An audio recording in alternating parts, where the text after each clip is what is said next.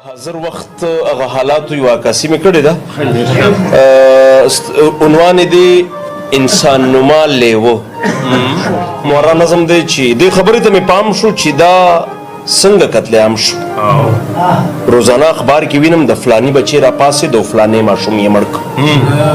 هغه هم په داسې حال کې چې زیاتی نه پس یې مړ کړ. دا لمحه مې فکر یوسي خپل گریوان ته سر پذیر شم او سر اوچت کړم اسمان ته ترېنه دا پوښتنه وکړم خدایه دا څنګه مخلوق شو؟ خدایه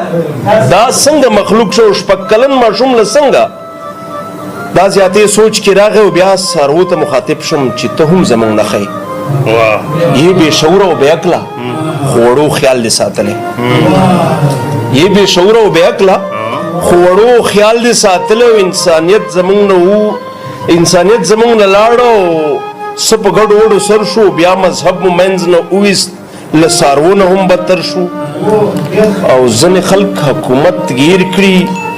دې زیاتي او مرګ نه پسه عدالت یې بیا آزاد کړي. ځینې خلک حکومت گیر کړي دې زیاتي او مرګ نه پسه عدالت یې بیا آزاد کړي دی بیا نور هم زورور شي دی بیا نور هم مټور شي سبا بیا یو ماشوم مړ کی سبا بیا یو زیاتې وکي دې سړي نه جوړ لیوه شي